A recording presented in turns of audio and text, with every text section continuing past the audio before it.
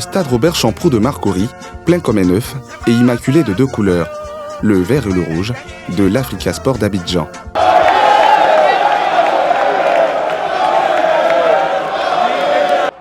Mais ce lundi 20 juin 2022, après une défaite de buts à 1 face au stade d'Abidjan, l'Africa Sport est condamné à rester en deuxième division pour une année de plus.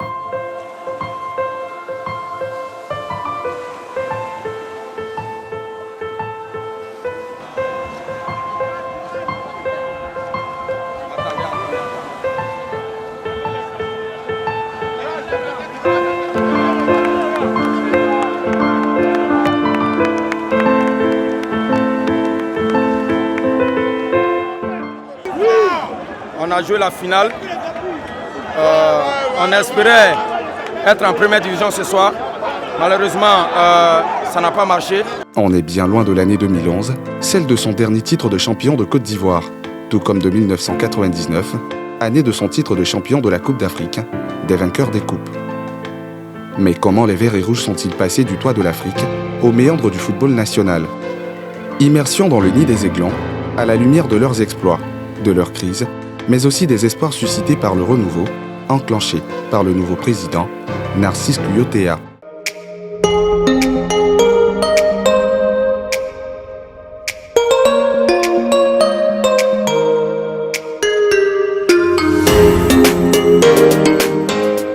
Son match capital face au stade d'Abidjan, l'Africa Sport l'a préparé ici dans cet hôtel, où les joueurs ont fait leur mise au vert.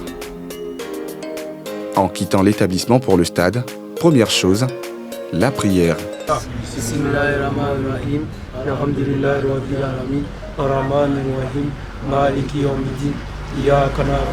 Cette mise au vert, au-delà de l'enjeu purement sportif, portait un autre symbole, celui de la rupture avec la dernière crise du club, ponctuée notamment de grève des joueurs pour salaire impayé, ou encore d'un bicéphalisme à la tête du club, avec d'un côté Antoine Bailly et de l'autre, Alexis Vagba.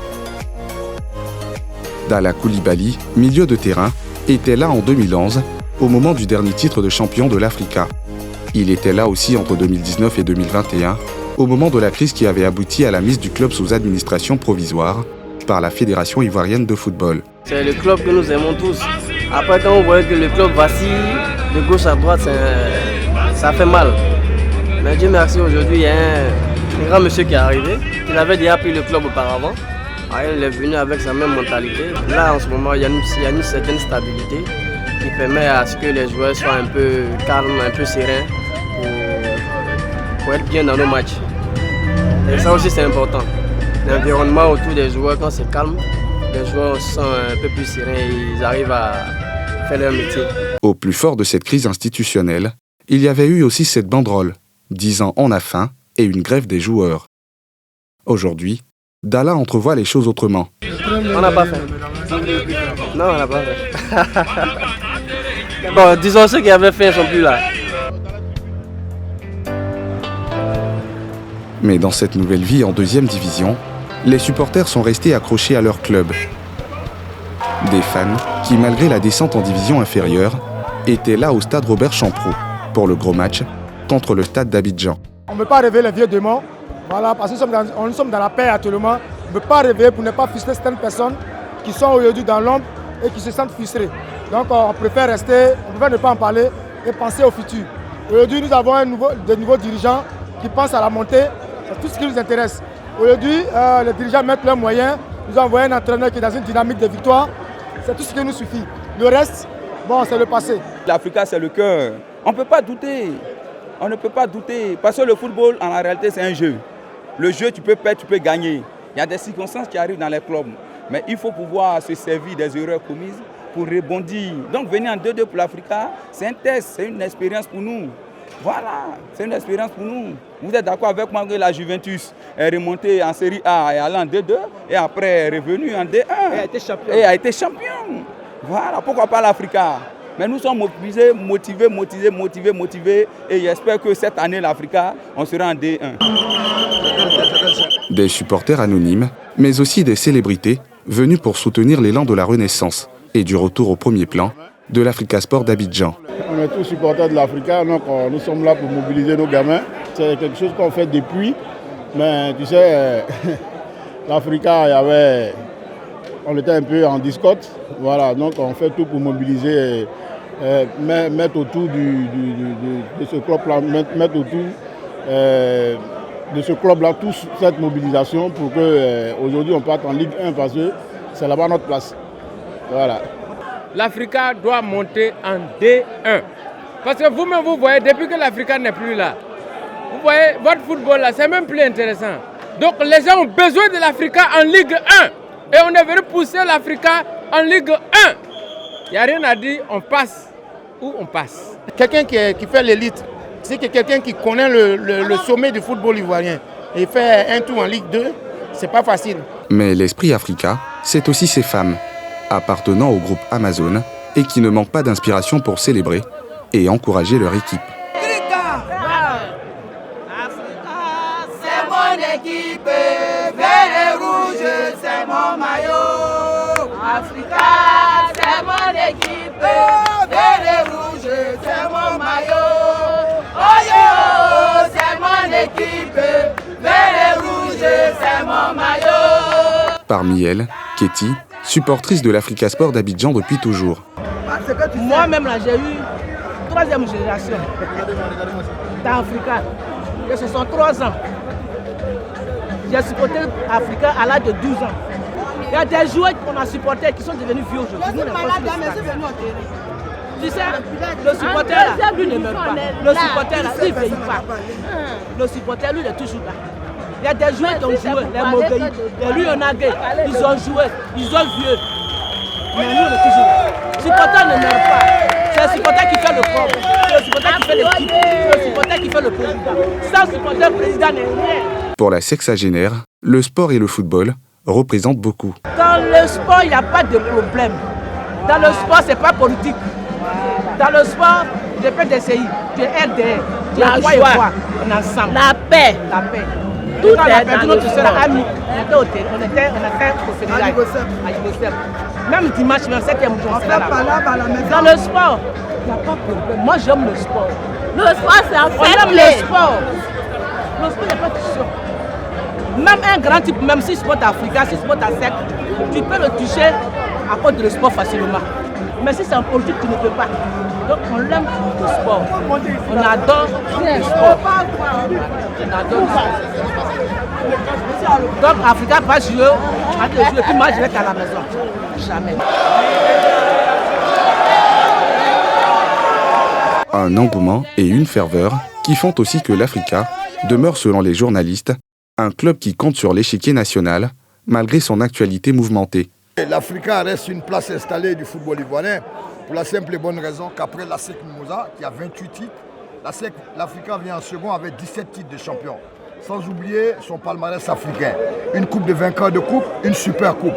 Alors qu'avec un tel palmarès, l'Africa, incontestablement, est un grand club ivoirien. Maintenant, c'est vrai que dans la vie des clubs, il y a des hauts et des bas. La Juventus de Turin, qui est un grand d'Italie, elle est en 2e division.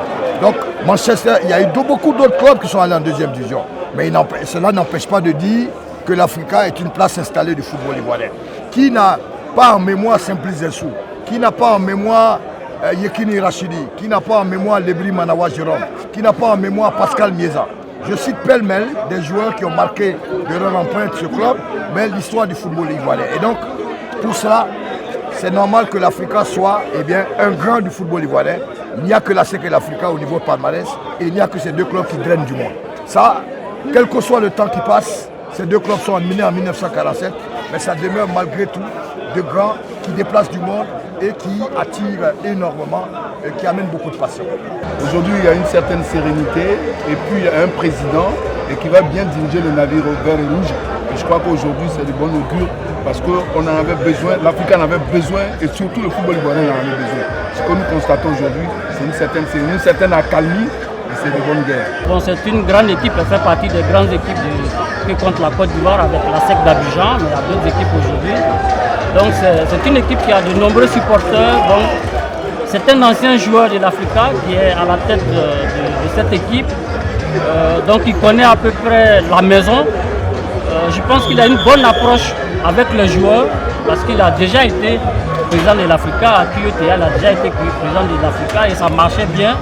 Cette rivalité manque à la Ligue 1 pour lui redonner un souffle nouveau. Regardez ce monde.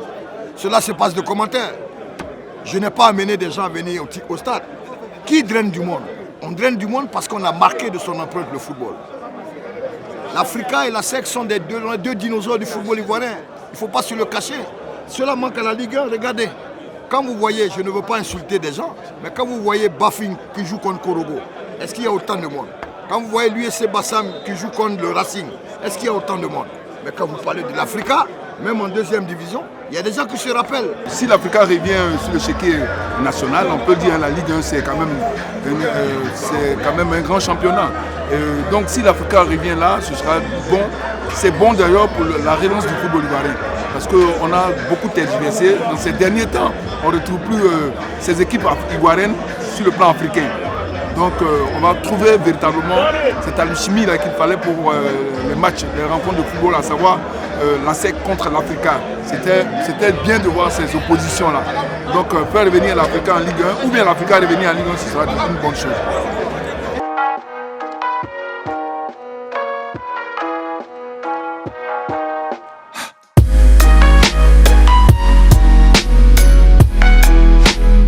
L'Africa Sport d'Abidjan, 75 ans d'existence.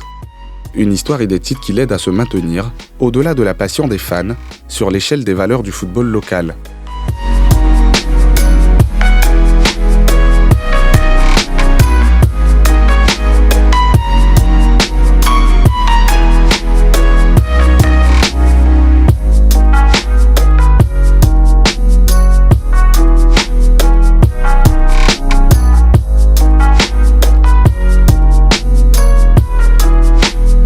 Cette histoire et ces titres ont été écrits par des hommes. Et ici, au complexe sportif de Yopougon, nous retrouvons certains comme François Mongueï-Gueï, en survêtement bleu et maillot fluor. Sur ce terrain, il entretient sa condition physique avec l'amicale des anciens footballeurs, résidant à Yopougon. À la fin de la séance du jour, celui qui a été capitaine des éléphants de Côte d'Ivoire évoque la longue crise qu'a vécu son club de cœur, l'Africa Sport. Moi, je suis à l'étranger. Quand je vois, par exemple, l'Africa Sport, où j'ai passé tout mon temps, aujourd'hui, je suis à l'étranger, dans des pays, et puis je regarde l'Africa. Où vous avez vu ça même? Une équipe qui a un club qui a deux équipes, qui envoie deux équipes dans un stade pour jouer. Mais cela, on est dans la 8e division.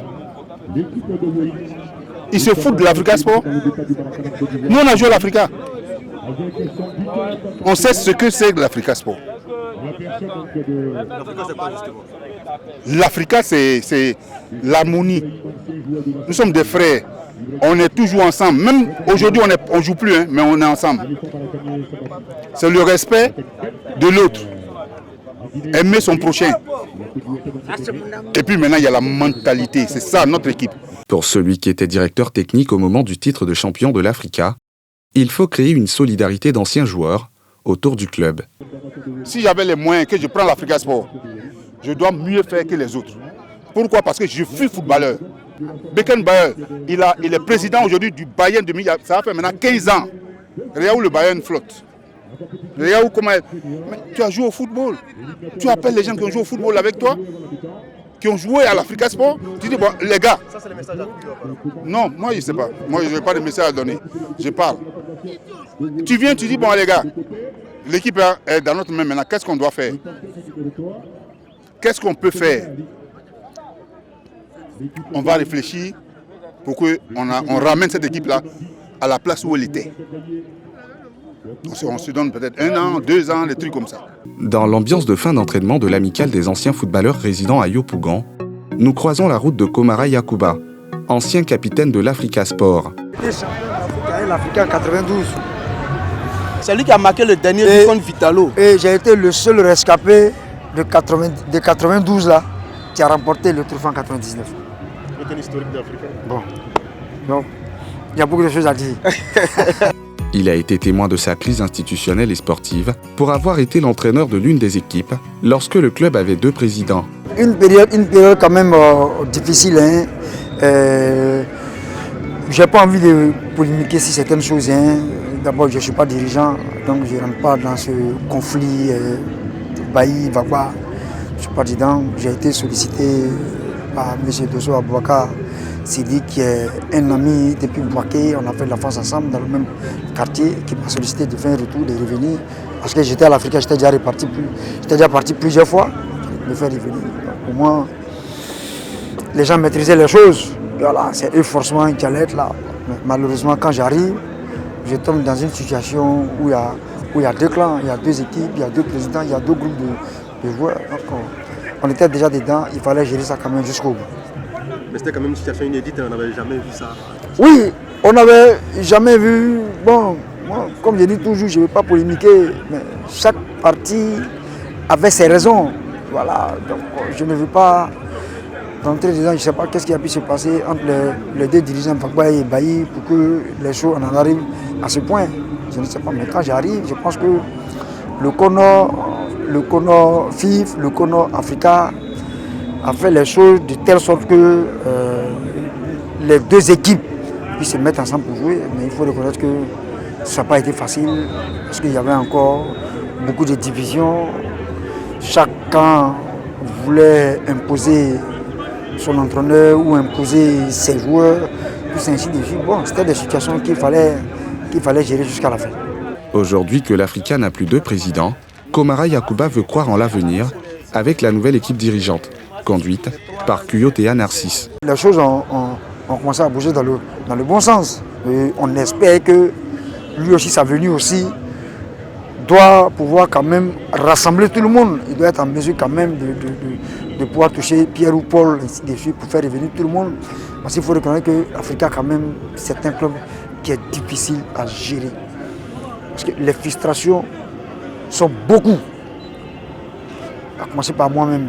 Voilà, si je veux dire ici, on va passer toute une journée en train d'expliquer. Non, je ne veux pas rentrer dedans, mais je veux dire qu'il y a beaucoup d'hommes qui ont été frustrés, que ce soit des dirigeants, que ce soit des entraîneurs, que ce soit des joueurs ou des supporters. Il y a plusieurs personnes qui ont été frustrées. Je pense que ceux-là, c'est essayer quand même, il faut qu'ils prennent son bâton de pèlerin pour aller vers toutes ces personnes-là. Parce que l'Afrique n'appartient pas à une seule personne. L'Afrique appartient à tout le monde. À tout le monde. Donc il faut associer les uns et les autres. Si l'Africa compte aujourd'hui, c'est aussi parce qu'en dépit de ces crises, le club a connu des bâtisseurs et des dirigeants tels que Simplice Zinsou ou encore Doré Lassina. Commune de Cocody, quartier d'Angré. Sur cette rue, impossible de rater cette maison, vert et rouge. Des couleurs chères à cet homme, Doré Lassina, président de l'Africa Sport de 1995 à 2002. Bon, l'Africa est dans mon sang. Hein. Je pense que j'ai fait toute mon enfance en adorant ce club. À mon adolescence encore, j'ai dirigé ce club en tant que dirigeant et puis après j'ai été président. Bon, je pense que l'Africa, c'est mon sang, quoi. Dans les pas de l'homme, nous découvrons une maison aux couleurs et à la chaleur vert et rouge, mais aussi des photos souvenirs. Et là, on avait une photo. Ça, la photo que vous voyez là, c'est la photo avec le président au foot. Quand on a pris la coupe des vainqueurs de coupe, il a signé même. Hein, c'est celle-là qui est là. Hein, vous voyez là. Voilà. Elle a signé même sur moi en 80. Vous avez vu là? Ah oui. Hein, c'est marqué là. Qu'est-ce qu'il a signé alors? Je vais vous montrer. Plus facile. Voilà. Vous voyez ici, affectueusement. Hein, il avait mis ça le 19, 2e mois 93. Février. Mais dites-nous quand même, Oufoué était africain ou pas? Non, Oufoué n'est pas africain parce que son gendre c'est Zinsou. Hein? Son gendre c'est Zinsou qui nous a amenés, qui a fait les photos qu'il n'a pas fait signer par le foot. Donc il était africain à la maison, mais il pas... Oui, bon, c'est comme sa femme était à sec. Parce qu'elle portait aussi les tenues jaune et noir. Surtout la finale de la coupe à main, vous avez vu. C'est ce qu'on a dit. Mais Oufoué était pour tout le monde. Mais c'est son fils, premier fils qui était à la tête de l'Africa Sport. Donc c'est ça. De bons souvenirs, mais aussi le cœur serré face à l'actualité du moment de son club. Je vis vraiment avec avec beaucoup de peine, parce que quand je vois ce que nous avons fait pendant près de 10-20 ans, quand on était avec le président Zinsou, même avant lui, et quand moi-même je suis venu aux affaires, et quand on voit ce qui s'est passé après, la descente de l'Africa Sport en deuxième division, surtout par l'incompréhension des fiches de l'Africa Sport, et ça fait de la peine. On peut dire que l'Africa est habituée à ces crises, mais je pense qu'à un moment donné, il faut arrêter quand même. Il faut arrêter parce que ça n'apporte rien au club. Ça n'apporte rien au club. Parce que moi je prends mon exemple. Quand j'étais président d'Africa, il n'y a jamais eu de crise. Nous avons eu de bons résultats. Quand Zinsou était là, au moment où on a pris la Coupe d'Afrique des vainqueurs de Coupe, en 92 contre le Vitalo, il n'y avait pas de crise. L'homme qui a cumulé près de 30 ans au cœur de la machine vert et rouge est nostalgique des heures d'embellie de son club. Au moment où les Aiglons volaient haut dans le ciel, avec dans les tribunes des hommes comme Simplice Zinsou. Vous savez, il y avait un engouement. Le président Zinsou, avec sa proximité avec le président, avec son beau-père, apportait beaucoup de ressources au niveau de l'Africa Sport. Ça nous permettait de recruter des joueurs à l'étranger, ça nous permettait de nous occuper très bien de l'équipe, de nous occuper vraiment de vaincre l'environnement. Et vraiment, ça fait qu'on avait beaucoup de succès sur le plan national et même sur le plan africain. On avait quelqu'un de charismatique, qui est M. Zinsou, qui avec le président Sampa, vraiment qui se sont engagés à fond à l'Africa Sport et qui mettaient les moyens qu'il fallait pour qu'on ait les meilleurs joueurs. Donc c'est ça, il y a tout. Oui. C'est sujet des photos aussi. Oui, bien sûr. Bah, vous avez des grands joueurs, Berge Yago, vous avez là Babalade, vous avez James Smith, vous avez ici vraiment des grands noms, Serge Magui, vous avez en bas là Okolosi, vous avez Doumbia, vous avez vraiment... Là, c'est plutôt des joueurs que je vous disais tout à l'heure que le président Zinsou a pu amener à l'Africa Sport en son temps.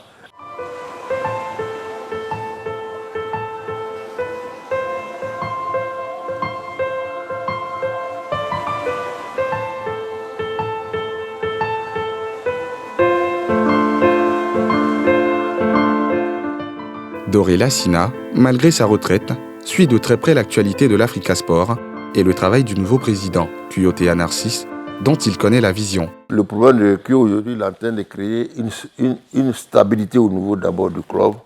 Et puis, on va avoir aussi notre patrimoine propre. Il y a le siège que j'avais commencé à construire à Treichville. À Treichville, qu'on va continuer, qu'on va terminer pour qu'on puisse avoir... On a un siège provisoire actuellement à Bonoumé. C'est une villa en location. Mais le siège même de l'Africa Sport à Treichville qu'on va achever et on va déménager, les supporters y seront. Mais ça, c'est de la patience.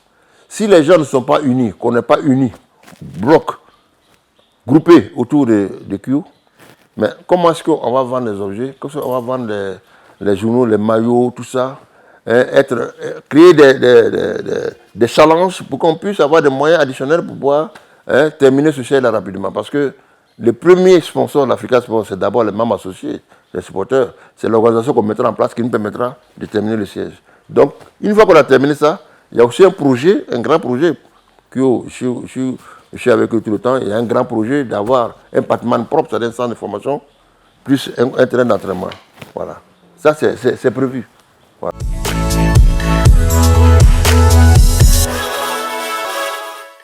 En attendant ces projets structurants, les membres associés ont le regard tourné vers les pelouses de Ligue 2, d'où ils espèrent voir redécoller les Aiglons de l'Africa Sport.